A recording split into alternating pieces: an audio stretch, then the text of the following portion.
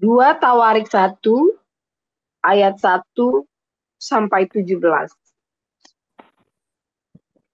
Salomo anak Daud menjadi kuat dalam kedudukannya sebagai raja. Tuhan Allahnya menyertai dia dan menjadikan kekuasaannya luar biasa besarnya. Salomo memberi perintah kepada seluruh Israel, kepada kepala-kepala pasukan 1.000 dan pasukan 100, kepada para hakim dan kepada semua pemimpin di seluruh Israel, yakni para kepala puak. Lalu pergilah Salomo bersama-sama dengan segenap jemaah itu ke bukit pengorbanan yang di Gibeon. Sebab disitulah kemah pertemuan Allah yang dibuat Musa, hamba Tuhan itu, di padang gurun. Tetapi Daud telah mengangkat kabut Allah dari Kiryat Yearim ke tempat yang disiapkannya bagi tabut itu. Sebab ia telah memasang kemah untuk tabut itu di Yerusalem. Namun mezbah tembaga yang dibuat Bezaleel bin Uri bin Hur masih ada di sana di depan kemah suci Tuhan. Maka kesanalah Salomo dan jemaah itu meminta petunjuk Tuhan.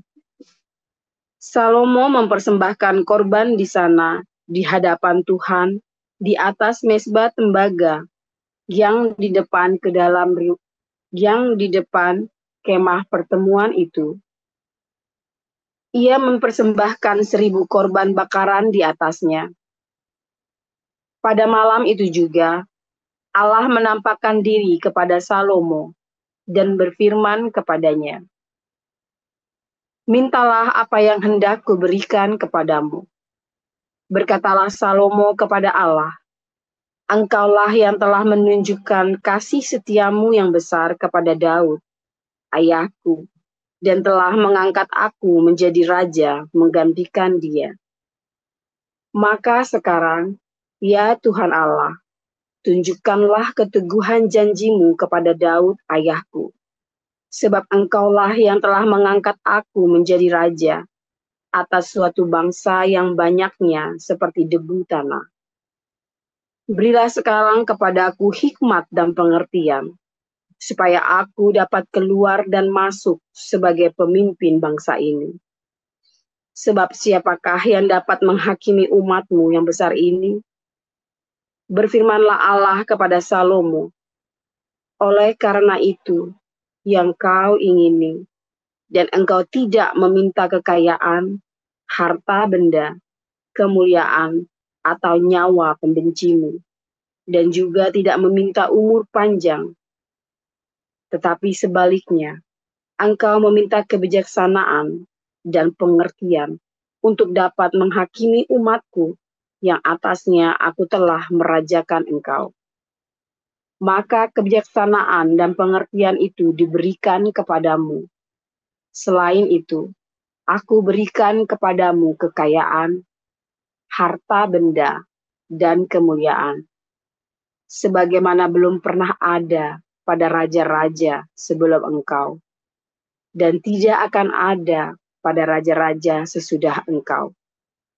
Lalu pulanglah Salomo dari bukit pengorbanan yang di Gibeon itu, dari depan kemah pertemuan ke Yerusalem, dan ia memerintah atas Israel.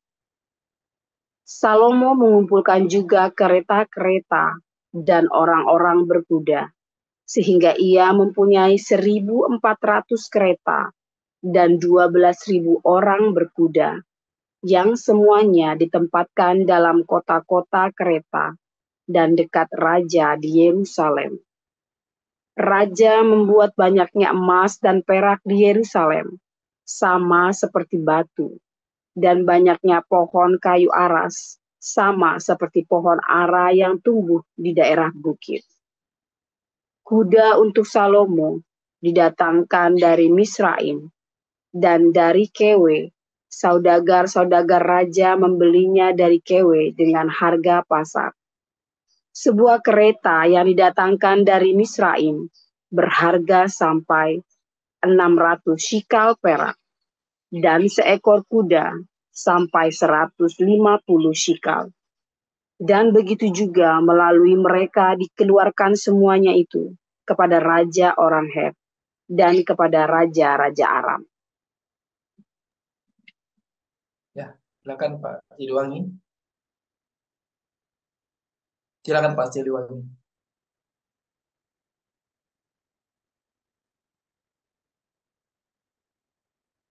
Tolong dibukakan tim co-host. Ya, silakan Pak. Ya, terima kasih Pak. Firman Tuhan, pemberian Tuhan, Yakobus 1 ayat 1 sampai 27. Salam dari Yakobus, hamba Allah dan Tuhan Yesus Kristus kepada ke-12 suku di perantauan. Saudara-saudaraku, anggaplah sebagai suatu kebahagiaan apabila kamu jatuh ke dalam berbagai percobaan. Sebab kamu tahu bahwa ujian terhadap imanmu itu menghasilkan keteguhan. Dan biarkanlah ketekunan itu memperoleh buah yang matang, supaya kamu menjadi sempurna dan utuh dan tidak kekurangan suatu apapun. Tetapi apabila di antara kamu ada yang kekurangan hikmat, hendaklah ia memintakannya kepada Allah, yang memberikan kepadanya semua orang dan murah hati dan dengan tidak membangkit-bangkit. Maka hal itu akan diberikan kepadanya. Hendaklah ia memintanya dalam iman, dan sama sekali jangan bimbang. Sebab orang yang bimbang sama dengan gelombang laut yang diombang-ambingkan kian kemari oleh angin. Orang yang demikian janganlah mengira bahwa ia akan menerima sesuatu dari Tuhan. Sebab orang yang mendua hati tidak akan tenang dalam hidupnya. Baiklah saudara yang berada dalam keadaan yang rendah, bermegah karena kedudukannya yang tinggi. Dan orang kaya karena kedudukannya yang rendah sebab ia akan lenyap seperti bunga rumput. Karena matahari terbit dengan panasnya yang terik dan melayukan rumput itu. Sehingga gugurlah bunganya dan hilanglah semaraknya. Demikian jugalah halnya dengan orang kaya. Di tengah-tengah segala usahanya ia akan lenyap.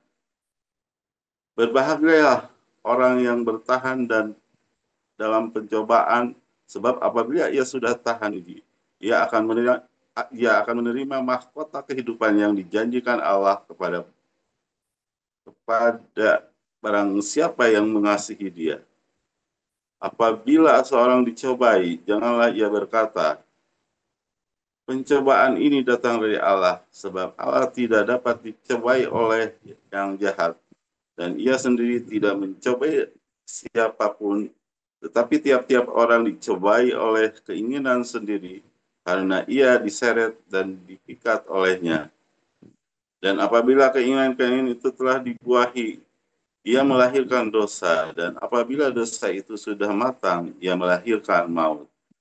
Saudara-saudara yang kukasihi, janganlah sesat.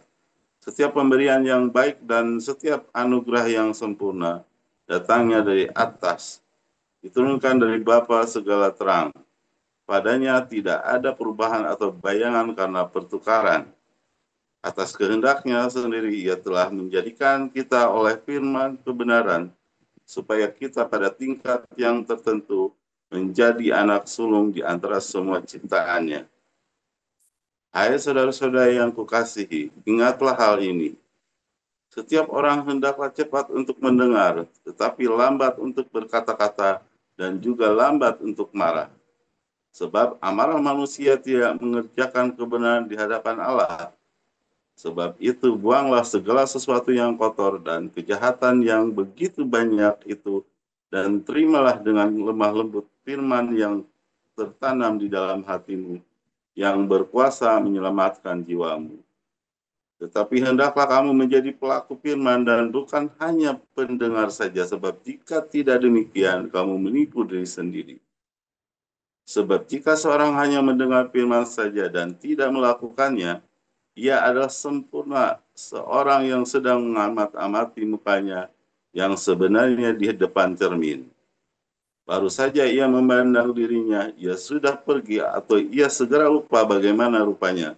Tetapi barang siapa meneliti hukum dan yang sempurna, yaitu hukum yang memerdekakan orang, dan ia bertekun di dalamnya, jadi bukan hanya mendengar untuk melupakannya, tetapi sungguh-sungguh melakukannya, ia akan berbahagia oleh perbuatannya.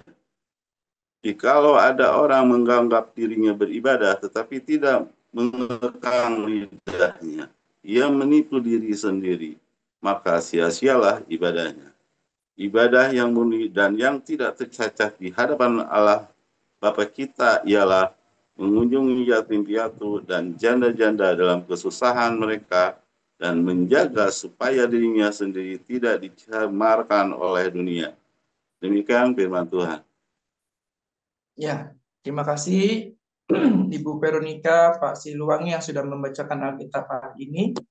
Kita akan mendengarkan firman Tuhan yang akan dibawakan oleh gembala kita, Pastor Dr. Joseph Pauljang dengan judul Hikmat Salomo dengan 1000 Wanita. Silakan Pastor.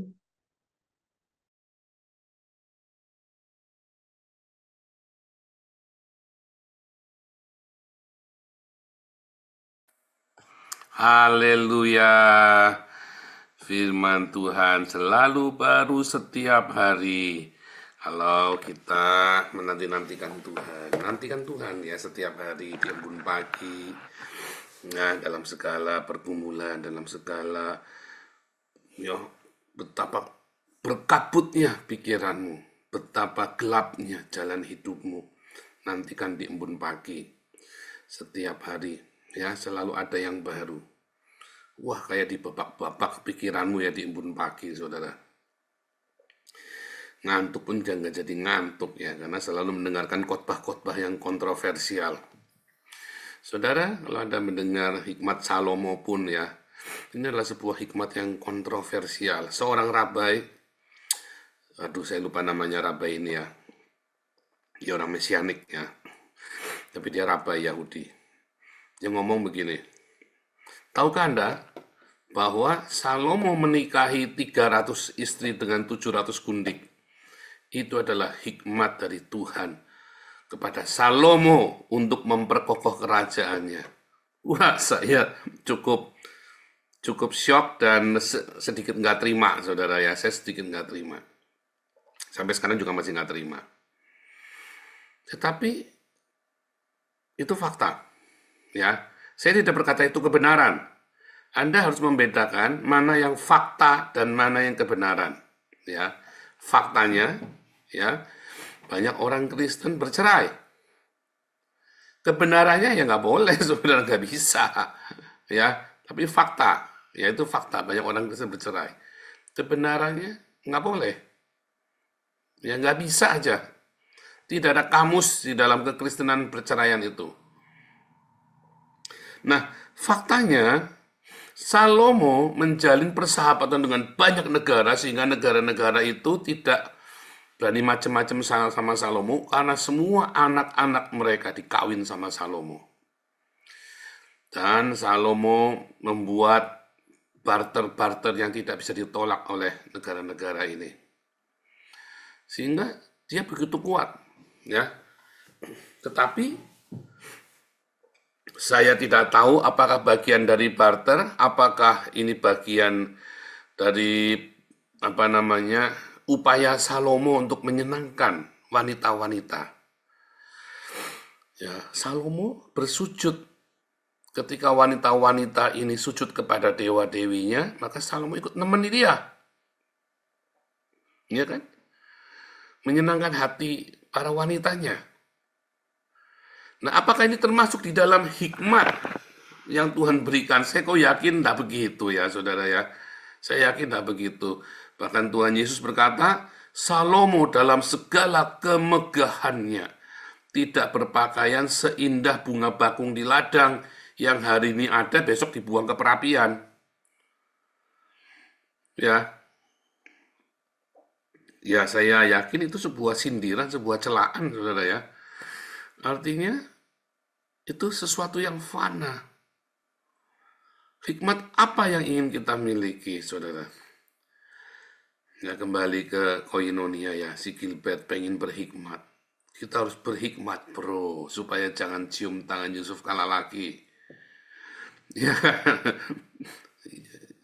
Gilbert belum pernah cium tangan saya, saudara ya. Dia harus cium tangan saya, supaya dia jauh dari semua sial. Serius, kamu lihat, kamu sampaikan sama Gilbert, dia harus cium tangan saya supaya dia jauh dari semua sial. Jangan cium tangannya Yusuf Kala kan, salah. Dia cium tangan Yusuf Kala itu salah, itu hikmat manusia, saudara. Coba cium tangan saya, Nabi 26. Ya, itu hikmatnya Nabi 26, bukan hikmat surga, hikmat Nabi 26. Ya dia sial kan, awalnya sial terus kan, terus menerusan. Dia berpikir, orang-orang banyak berpikir dia berkompromi. Nah itu ya saudara ya. Apakah Tuhan memberikan hikmat kepada Salomo menikahi semua anak-anak raja ini? Mungkin. Tetapi firman Tuhan berkata, kamu tidak boleh menikah dengan perempuan asing. Jadi saya yakin sekali itu bukan hikmat dari sorga. Tetapi hikmatnya dia sendiri. Saudara, ada kalanya kita meminta hikmat kepada Tuhan, kita berdoa. Lalu kita ingat, oh ya harus cerdik seperti ular. Ingat-ingat ya saudara ya, jangan pernah pakai ayat cerdik seperti ular untuk ngetrik, untuk berkompromi, untuk Anda berdiplomasi. Ya, karena artinya cerdik seperti ular itu, ya, artinya adalah Anda harus mengerti firman Tuhan sungguh-sungguh. Bukan cerdik lihai, triki, politik, bukan ya. Diingat-ingat ya. Semua yang saya ajarkan dalam komunitas kita adalah sebuah formula. Jadi tidak akan bertentangan satu sama yang lain.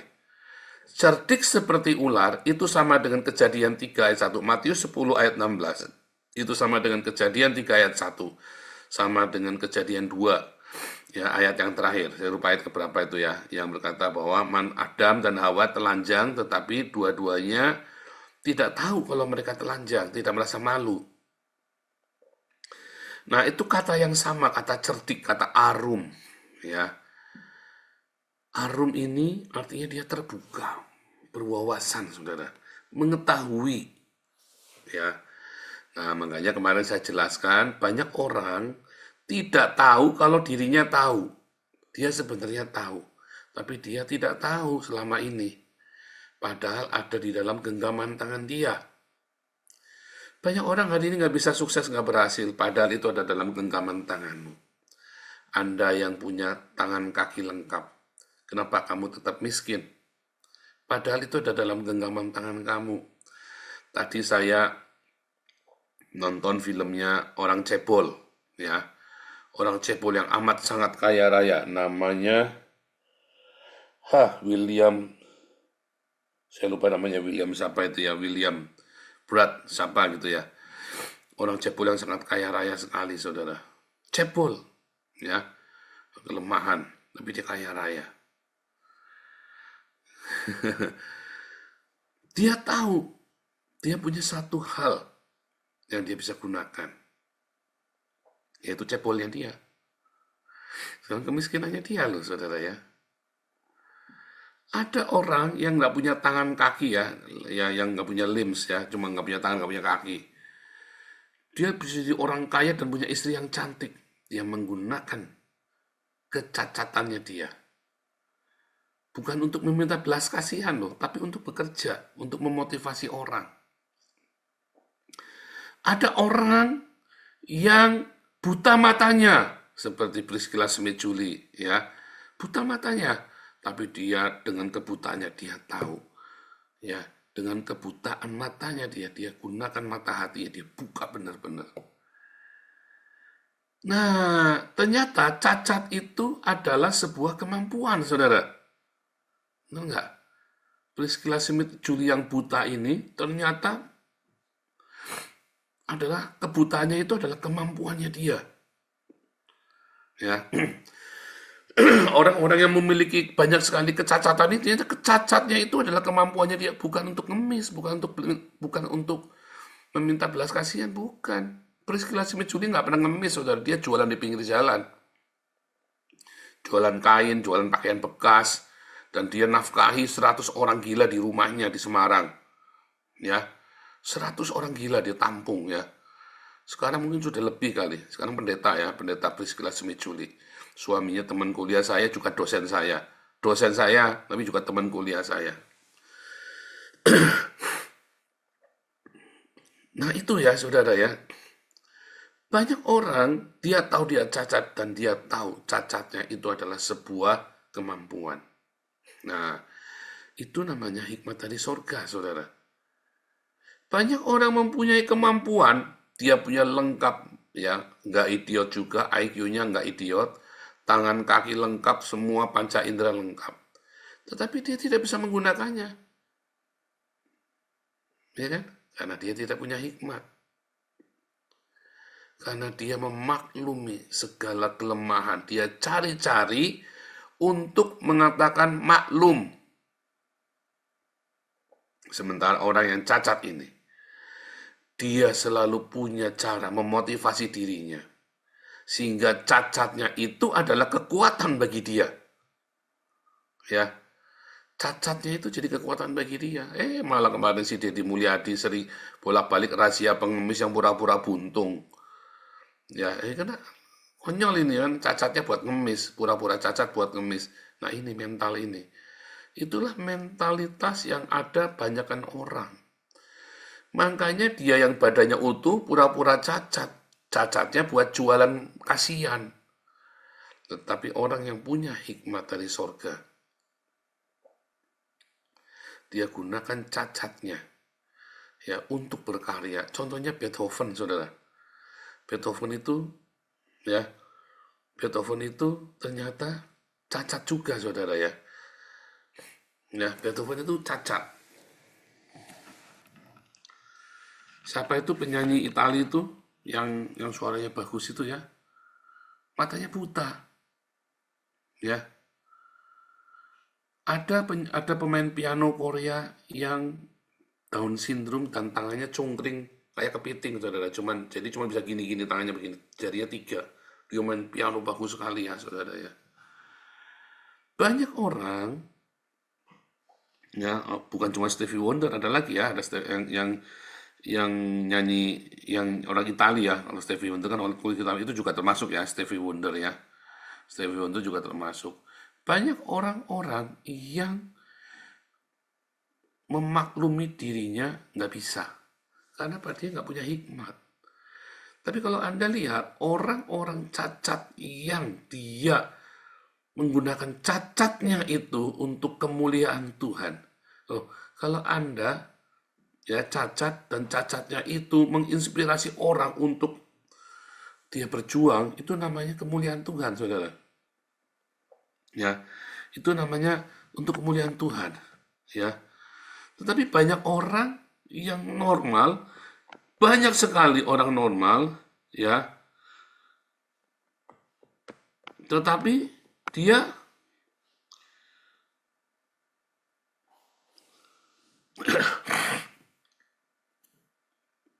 banyak orang normal, tetapi dia seperti orang cacat. Malah menjadi jerat bagi banyak orang. Beethoven ini totally deaf ya. Ngerti saudara ya? Beethoven ini nggak bisa dengar katanya ya. Tuli, tapi dia komposer banyak sekali lagu-lagu yang indah. Ya, orang Belanda ya, lahir di Belanda, kemudian dia besar di Jerman. Dia totally deaf, tapi dia komposer. Lalu bagaimana caranya ya? Saya nggak ngerti ya. Saya nggak ngerti kenapa Beethoven bisa telinganya nggak bisa dengar, tapi bisa jadi komposer ya, komposer lagu-lagu. Si Damara mah nggak ada apa-apanya itu tadi saudara ya, padahal normal dibanding Beethoven yang budek. Ya. Dan banyak lagi saudara. Salomo dalam segala kemegahannya, malah Tuhan bilang apa? Besok dibuang ke dapur api. Itu ya. dalam segala yang dia punya, warisan dari bapaknya. Ya kan, malah dicela. Karena dia pikir dengan mengawini banyak wanita, ya, dia bisa menyelamatkan negaranya, tapi justru dengan mengawini banyak wanita, dia aman di zaman dia, tapi di bawahnya hancur. Negaranya hancur kan? Nah, saudara, setiap hari kita harus minta hikmat dari sorga. Saudara, saya kalau bangun tidur ya, seringkali ada banyak pekerjaan kita yang mentok. Ya nggak, harus diakui dong, kita banyak kali kerja, mentok. Kita sudah bikin begini, bikin begitu. Terus saya sama Ana ya, Tuhan tolong, Tuhan berhikmat. Waktu kita membangun komunitas embun pagi juga sama ya, waduh kok ribut terus ya, kok ini terus ya. Tuhan tolong, Tuhan. Karena memang segala sesuatu, ya, kalau kita mau serahkan sama Tuhan, ya serahkan sekalian. Jangan tanggung-tanggung. Nah, itu dia. Ini kuncinya. Kalau kamu mau minta hikmat dari sorga, kamu benar-benar harus menyerahkan kepada sorga untuk semua pekerjaanmu. Lakukan terbaik dengan jalan yang benar. Serahkan, minta hikmat sorga. Maka Tuhan akan tuntun hidupmu setiap langkahmu, saudara. Dengan segala halangan, dengan segala rintangan. Tetapi halangan dan rintangan itu bukan sebuah stopan, bukan sebuah buat kamu berhenti. Tapi merupakan filter supaya yang kamu lakukan itu, supaya orang-orang yang datang, supaya orang-orang yang bersama dengan kamu itu orang-orang pilihan semua. Ya. Kalau segala sesuatunya mudah, yang datang sama kamu itu orang-orang kacang, orang-orang receh, saudara. Komunitas ini sudah difilter berkali-kali. Yang tersisa ya komunitas orang-orang yang militan-militan ini. Yang kelihatannya dulu nggak dianggap sama orang lain, ya tetapi nyatanya orang-orang inilah yang bertahan sampai akhir. Ya kan? Termasuk komunitas yang di Den Haag. Wah, kita udah bolak-balik ya. Difitnah, diomongin, ditinggal. Sudah biasa, saudara. Tetapi nanti akan tersisa, ya, yang tersisa orang-orang gelandangan sekarang kita ini. Nah, yang komitmen dengan kita orang-orang gelandangan justru. Nggak apa-apa. Biarkan saja Tuhan pakai orang-orang ini. Saya mengulangi kejadian anak saya si Wesley ya. Waktu dia dikhianati sama temennya, lalu disisakan komselnya itu komsel anak-anak miskin, anak-anak preman, anak-anak nelayan. Saya bilang bagus dong. Mereka inilah orang-orang militan yang komitmen. Dan benar ya, saudara, meledak ya komisalnya ya, ratusan ya. Penginjilan militan malam-malam di jalan. Wah, langsung yuk, nggak pakai, tak tanya mamaku dulu ya, nggak pakai begitu, saudara. Namanya anak preman, anak nelayan, dicak malam jam 9 jalan, yuk jalan kita bagi-bagi nasi, kucing, yuk, langsung berangkat, saudara. Kalau anak-anak Anda suruh begitu, jangan ya, pasti nggak boleh. Karena anak nelayan, anak preman, yang perginya aja bisa 3 hari nggak pulang, ya kan? Jadi malah militan kan. Nah, kami juga mendapat kejadian yang sama ya, karena memang target kita adalah orang-orang gelandangan. Saudara, hikmat dari surga itu yang akan memampukan kita, saudara, untuk melakukan pekerjaan-pekerjaan ajaib. Ketika Gideon mau menyerang orang musuh-musuhnya, orang-orang Midian, orang-orang Filistin, maka yang diajak, saudara, dari 10.000 pasukan cuma 300 saja, saudara. Cuma 300 orang saja. Ya kan? Ketika Daud mau perang, dia minta hikmat dari sorga. Sehingga dengan pasukan berani matinya dia bisa nerobos musuh-musuhnya. Bukan masalah jumlah. Tuhan tidak pernah cerita jumlah dengan kita. Tuhan juga tidak cerita kualitas. Juga tidak cerita jumlah.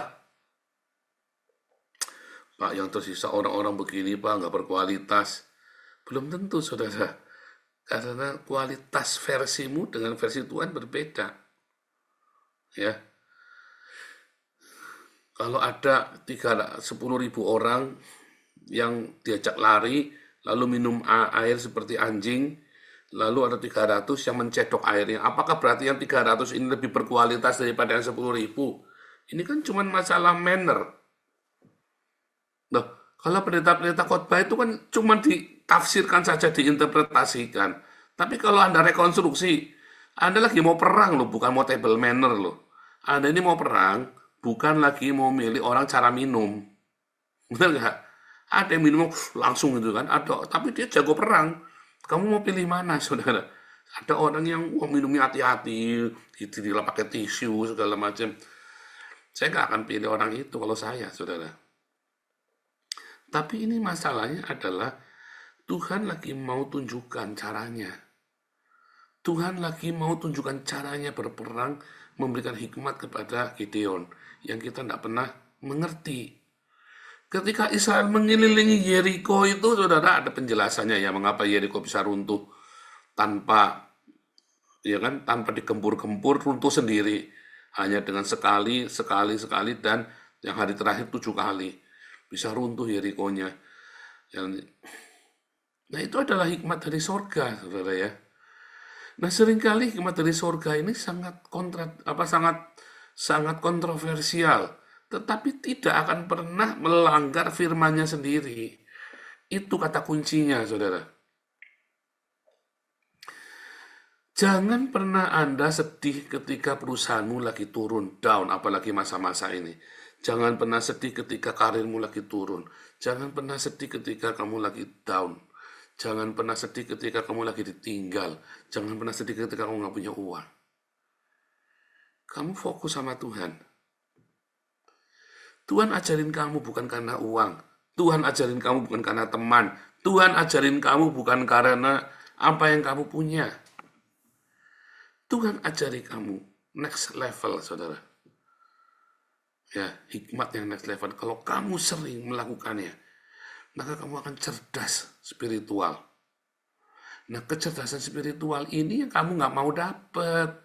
Kamu nggak mau belajar. Kenapa? Karena kamu begitu nggak punya uang kan girap-girap kan. Utang sana, utang sini kan. Kamu pikirkan uang itu hikmat dari surga, yang penting dapat uang hari ini. Mau bayar anak sekolah, yang penting kamu dapat uang. Salah, saudara. Yang bukan yang penting dapat uang. Yang penting anakmu bisa tetap sekolah. Benar nggak? Anakmu sakit, cari utangan, yang penting punya uang. Salah. Yang penting sembuh. Bukan yang penting uang. Benar nggak? Anda kehilangan fokus. Karena apa? Dalam pikiranmu selalu uang kan? Utang kan? Nggak punya beras. Terus kamu pikir apa? Cari utangan kan sama tetangga, utang beras kan? Kamu pikir utang beras. Padahal yang penting apa, saudara? Makan kan, bukan beras kan? Makanya, saudara, di dalam masa-masa saya, pacekliknya saya, Ana itu jadi pinter masak. Dulu waktu kami baru menikah, selama kita masih punya banyak uang ya. Kalau masak itu ada keasinan, ada gosong, ada, tidak karu-karuan, saudara ya. Tapi begitu kita udah nggak punya uang, Ana masak yang aneh-aneh, saudara ya. Nggak punya jajan, nggak punya apa, dibikin yang aneh-aneh, saudara. Dengan apa adanya di dapur. Kalau kamu tanya, ya ini mau kata bukan sombong, saudara ya. Seluruh restoran di Belanda itu nggak ada yang seenak makanannya Ana. Kalau masak Chinese food, masak aja. Serius, saudara. Dari mana? Dari kepepet. Ya, kita tinggal di ACC, tinggal di camp pengungsi. Nggak bisa cari uang, nggak bisa jadi. Cuman masak, anak kerja tiap hari cuman masak. Cuman masak aneh-aneh, kita jadi kelinci percobaan. Doyan nggak, kepepet, nggak ada duit ya doyan, saudara. Iya kan? Serius, saudara ya. Ini benar-benar ya. Jadi semua terjadi di luar nalar. Kalau kamu masih memikir, harus butuh uang, harus begini Pak, kan harus begini. Kadang-kadang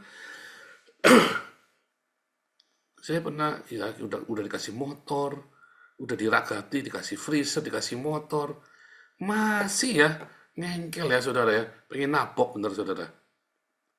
Pengen napok. Kalau saya sebelahnya tapok itu, saudara ya. Pak Gembala kok napok? Iya, saya mah preman, saudara. Saya bukan cuman, saya bekas preman ya. Gimana? Anda punya gembala preman ya, nasib salahmu sendiri ke sini.